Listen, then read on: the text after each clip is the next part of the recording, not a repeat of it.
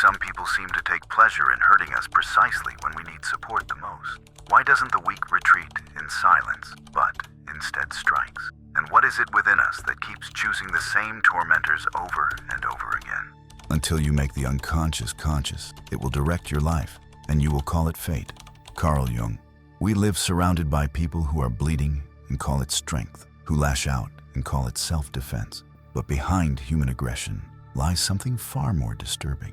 A weakness disguised as coldness, a suffocated pain that has learned to survive by wounding others. Have you ever felt it? The pressure of having to be strong all the time, of seeming unshakable while inside you're begging for a break? Maybe you're tired of smiling with your lips while your chest collapses inward, tired of being the emotional hostage of those around you, tired of wondering, am I the problem? But what if the problem was never you?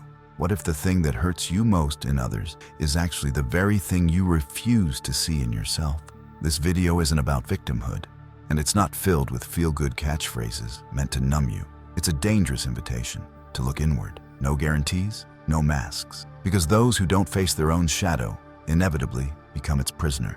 Carl Jung, Koren, Artaud, Dostoevsky, they all understood this. Sometimes you have to go a little mad to break free from the chains of normalcy. Here, we won't talk about how to be better. We'll talk about how to be whole, even if it means walking through internal ruins. Because only those who descend to the depths truly understand the foundation of who they are. And sometimes, that's exactly where the only chance to rebuild lies. There's a comforting illusion we love to repeat, that those who hurt others are the strong ones, that those who humiliate, manipulate, and belittle are in control. But that's a convenient lie. The truth is harsher, more human, and infinitely more disturbing. Those who attack often do so because they can no longer bear to bleed in silence. Imagine a wounded body, abandoned, rotting from the inside. The slightest touch feels like a threat. The most innocent gesture is interpreted as an invasion. The instinctive response is to attack, not to win, but to survive. Now, turn that body into a psyche, and you'll have the portrait of a weak soul, one that has repressed so much, any act of affection becomes unbearable. Carl Jung warned us that everything we deny within ourselves returns as shadow. The shadow is not just evil, it's everything we refuse to acknowledge. Neediness, envy, weakness, fear. When we reject these parts of ourselves, we project them onto others. And then, what should have been a mirror becomes a battlefield. Have you noticed how some people are disturbed by your lightness, by your freedom, by your silence? They're not attacking you. They're attacking what you represent. Your peace is an affront to their chaos. Your balance is a cruel reminder that they are still in ruins. It's not personal, it's profound. But that doesn't make them any less dangerous, because the wounded weak don't ask for help. They pretend they don't need it, and when their pain overflows, they destroy. Sabotaging connections becomes an unconscious way of maintaining control. It's as if, by making others bleed, they're saying, at least now I'm not hurting alone. The wound is the place where the light enters you. Roomy, but many prefer the darkness, because in the dark, no one sees, no one judges, and above all, no one touches. Weak people can't stand being seen. To be seen is to be confronted, and the most unbearable confrontation is with one's own reflection. So they attack, to keep distance, to avoid being exposed. What Jung called the persona is exactly that, a survival mask. We create a socially acceptable, emotionally shielded self. But behind that mask, something rotten pulses. Unprocessed pain, unresolved grief, humiliation buried alive. The longer it stays there, the more toxic it becomes, and one day it explodes. If you've been the target of such an attack, you might still be trying to understand what you did wrong. But the truth is, you didn't do anything. You were simply the wrong mirror at the wrong time. And for someone hiding their scars, being reflected with clarity is unbearable. But perhaps the most frightening part is that we all carry that same potential. At some point, we've all hurt someone who didn't deserve it. We've used sarcasm as a defense, coldness as a shield, distance as revenge, because it's much easier to point the finger than to face our own emptiness. The weak attack because they still believe that hurting others is a form of protection. They don't understand that true strength isn't made of walls, but of eyes that don't turn away from their own pain. They don't want to defeat others. They want to silence the storm inside, and they don't know how. There's something tragic, almost poetic, in this desperation to not feel. Because the more it's repressed, the more it festers. Hidden pain doesn't evaporate, it rots. And that rotting is what we call cruelty. There is no greater cruelty than someone desperately trying not to fall apart. And that's what we see every day. Fragile people disguised as tough, people who smile while they implode, who say whatever while burning inside, who hurt you not because they hate you, but because they hate themselves too much. And maybe, just maybe, understanding this won't redeem them, but it might set you free. Because when you see others as symptoms of untreated pain, you stop blaming yourself for bleeding where you were never meant to. You believe you suffer because of what others do to you, because of the words they chose, the promises they broke, the silences they left echoing like screams in the void. But what if I told you none of that has real power? That what destroys you isn't what comes from the outside. It's what was already open on the inside. Think of an open wound. Any touch makes it hurt. It doesn't matter if the gesture was light, careless, or even affectionate. It hurts because it was already wounded. That's how we are. Full of wounds we've learned to hide with pride, strength, spirituality, or sarcasm, but they still throb. And when someone touches them, even unintentionally, we feel attacked. Carl Jung said suffering begins when we resist who we are, and that everything we avoid feeling ends up imprisoning us. That pain you feel when someone rejects you, ignores you, or belittles you, maybe it has nothing to do with that person. Maybe it's just the repetition of a story you've carried for years, a story written when you didn't even know you were learning how to suffer. The truth is brutal.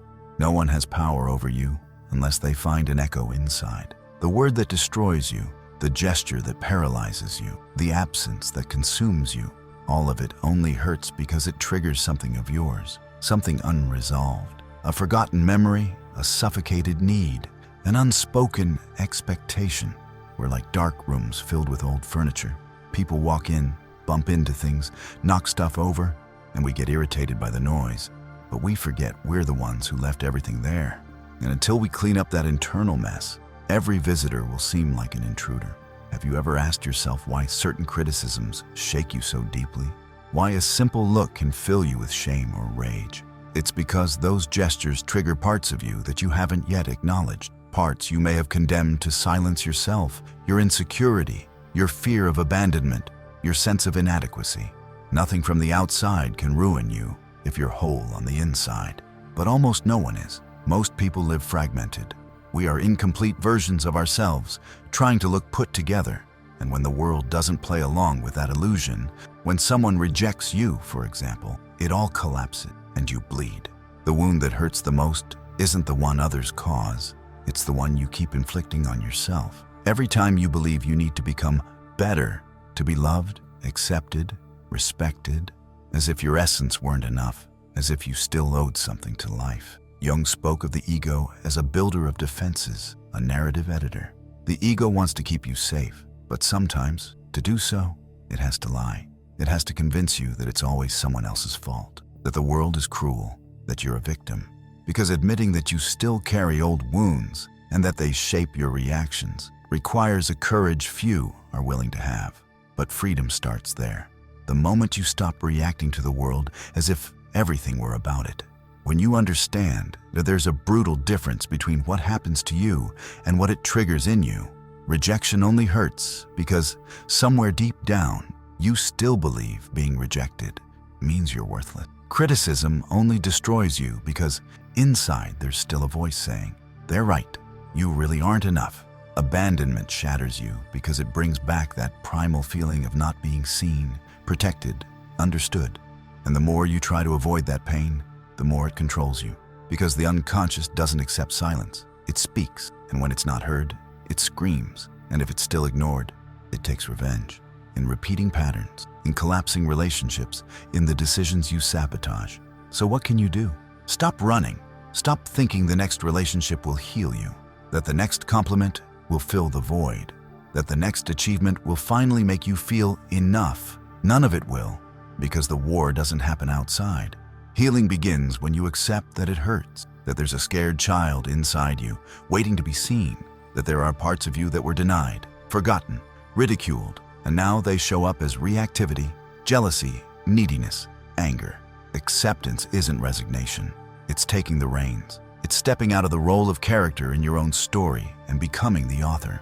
When you allow yourself to feel, truly feel, the pain starts to transform because it's finally being heard. And everything that is heard begins to heal. It's not about stopping the suffering. It's about understanding why you suffer, and that changes everything. Those who live only reacting to what others do are condemned to emotional slavery, but those who dive into their own abyss begin, little by little, to become free, not because nothing affects them anymore, but because there's no longer a place in them the world can hit with such force. What used to break you now merely touches. What used to destroy you now simply passes, and you remain. Most people don't collapse because of a major trauma. They fall apart slowly, silently, from small, ignored wounds, from feelings swallowed in shame, from truths they never dared to face. Collapse isn't the enemy, it's the warning. It's the moment the soul says, I can't keep pretending anymore. Carl Jung was clear. What you resist persists. Running from pain doesn't save you. It only postpones it. And the more you run, the more it seeps into your gestures, decisions, relationships, until one day you wake up and no longer recognize yourself. You don't know why you're irritable, anxious, exhausted, but you feel like you're carrying a weight that isn't new. It's ancestral. That weight has a name. Your shadow.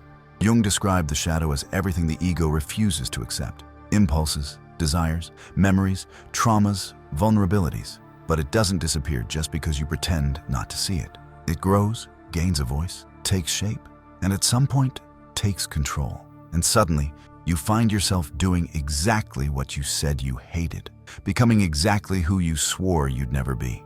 How many times have you repeated patterns that hurt you, got involved with people who belittle you, procrastinated on projects that could give your life meaning? That's not bad luck. It's not weakness. It's sabotage. And all sabotage is a symptom of the shadow begging to be seen. Emotional repression is a ticking time bomb. Every emotion you don't process turns into a physical symptom, a compulsion, an addiction, a soul sickness. When you stay silent to avoid conflict, you're creating a war inside. When you pretend to be okay just to please others, you're betraying yourself. And when you run from what you feel, you're only running in circles within yourself. The attempt to appear unshakable isolates you, and isolation breeds resentment. You start to believe no one understands you. But how could anyone understand what even you won't acknowledge? You don't become enlightened by imagining figures of light, but by making the darkness conscious. Jung, the real tragedy isn't the suffering, it's the refusal to learn from it. Suffering is human.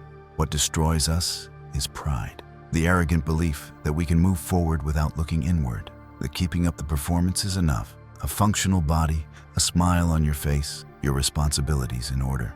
Meanwhile, inside, everything is rotting. Have you ever felt that rot?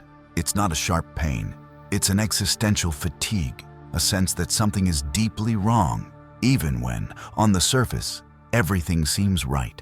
A void that not even pleasure can fill. A restlessness that grows in silence. That's the warning. Either you listen or you get swallowed whole. And when you don't listen, life forces you to. A crisis comes, a loss, an emotional breakdown, a sudden breakup, and you finally see yourself naked. No mask, no control, no escape. Just you, your shadow. And the truth, this is the point where many give up. They'd rather go back to autopilot, to the surface.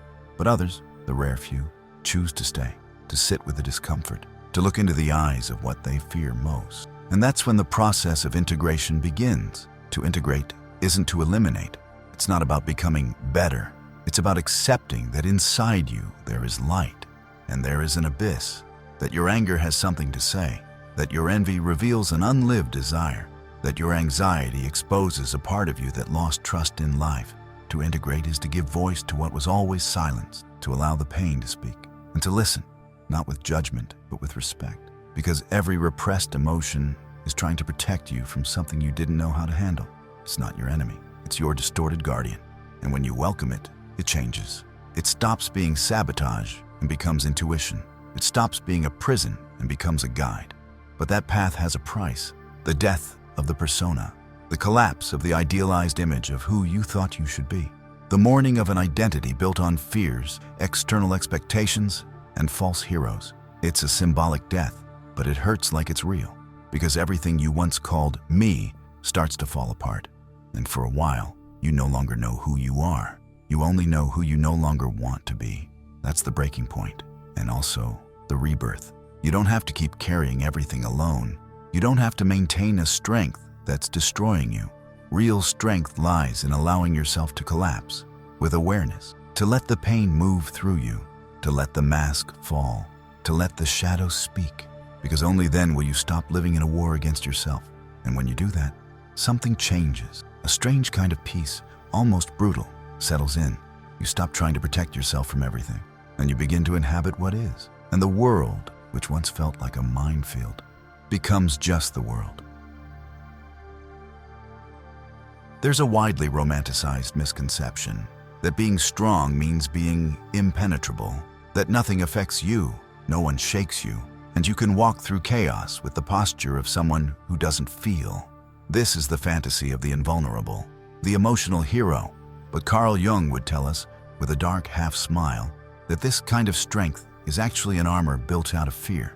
Being untouchable isn't about being cold, it's about being whole. Coldness is a defense mechanism. Indifference is pain in disguise. Impassiveness is a performance stage to hide an inner child who once cried too much, longed too much, exposed themselves too much, and was punished for it. Since then, that child learned to go silent, to toughen up, to stop expecting anything from anyone. But what happens when you shut yourself off from suffering? You also shut yourself off from love, from joy, from surrender, because you can't selectively numb pain.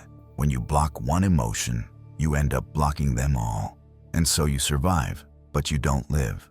Jung described the individuation process as the path of integration between the ego and the unconscious, a journey toward becoming who you are at your deepest core, not what others expect, nor what you invented to be accepted. And this process is anything but comfortable. It dismantles, it destroys, it tears, because being whole means accepting what you most want to hide, the envy you feel, the weakness you deny, the impulses you suppress. True strength is born only after you've allowed yourself to fall apart and still chose to continue. There's a brutal difference between being invulnerable and being whole. The invulnerable one reacts, lives on edge, is controlled by their traumas, but believes they're in control. Any gesture of affection feels like an invasion. Any criticism is a personal attack. They live armed, ready to strike first. The whole person observes. They feel everything, but are enslaved by nothing, because what has been acknowledged within no longer needs to be projected outward. The whole person doesn't need to win, to prove, to manipulate, to seduce, to defend. They simply are. And in that being, there's a power the weak can never reach, because the weak are always busy pretending to be strong. He who looks outside dreams. He who looks inside awakens. Carl Jung. To be whole is to awaken. It's to walk through the world knowing that no one has the power to destroy you, because you've already gone through yourself. You've stared straight into your despair. You've screamed, cried, fallen, and gotten back up without needing to hide the scars. Scars become maps, marks of your journey. They don't bring shame. They tell stories. You're no longer reactive, no longer the one begging for love, disguised as validation. You become presence, a presence that intimidates because it's stable, because it doesn't depend, because it doesn't lie. And then something curious happens. Those who used to attack you begin to drift away, not because you're more protected, but because you no longer react, and the aggressor feeds on reaction. When you stop bleeding into the hands of those who hurt you, they lose control, and they leave. This isn't pride. It isn't coldness. It's clarity. Clarity is the new shield, because nothing said or done holds more power than what you've already seen in yourself. Other people's judgment has nowhere to land. Rejection doesn't hurt what has already been embraced. Criticism doesn't dismantle what's already been rebuilt by your own hands. Yes, you still feel. The pain still exists, but it no longer unravels you. It visits, and it leaves. You remain. That steadiness is true emotional immunity. It doesn't come from resistance, but from surrender, from no longer fighting yourself, from accepting that within you exists an abyss, but also a bridge, and living means crossing it every single day. Being whole is that, having a center, a place inside yourself that doesn't shake, that watches, that welcomes, that knows. And that knowing isn't arrogant. It's silent. It needs to prove nothing. It simply is. And that being is, finally, what sets you free. Some truths don't arrive like divine revelations. They crawl toward you, dirty, torn, smelling like a moldy past. And yet, those are the ones that change everything. The most brutal of them, the pain you tried so hard to avoid, was exactly the path. You didn't need more advice, or techniques, gurus, or armor. You just needed to stop running, because everything you were looking for, peace, clarity, strength, was already there, in the eye of the storm, at the core of discomfort, in your own shadow. Carl Jung understood something that few have had the courage to say out loud. Suffering isn't a flaw, it's a process. Pain isn't an obstacle to your freedom, it's the secret path to it. And only those who kneel before their own ruin can one day rise whole. And I know, you've pretended everything was fine for far too long. You've smiled through internal funerals. You've been strong until you bled inside. But maybe, just maybe, this video made something inside you tremble. Not because it brought something new, but because it brought back something you already knew, but had to forget in order to survive. You know, when I started down this path of diving into my own shadows, it was after a collapse. One of those no one sees. I was sitting on the cold bathroom floor, alone, leaning against the wall, staring at nothing. The sink was dripping. I was breathing like I wanted to disappear. And in that moment, for the first time, I didn't want to pretend to be strong anymore. I just wanted to feel. That was the moment I understood. The one who gives up trying to look strong begins to be real. And that's why I'm here, to tell you that you're not alone. That all this internal chaos that confuses you, hurts you, and consumes you has a name, story, and a purpose. You're not weak for feeling. You're brave for continuing. Thank you for making it this, for walking this journey with me. Between the unconscious and the conscious, between delusion and clarity. This isn't just a video, it's a ritual, and you were part of it. If something inside you was touched, if a shadow was named, if an internal silence was finally heard, leave a comment below. I don't run anymore. Let's create a space where truth can breathe without shame. Now, one final warning. If you think this was the end, you're mistaken.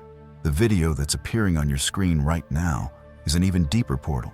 Only go if you have the courage, because what's there goes down to a level you may not even know exists. And don't come back later saying I didn't warn you.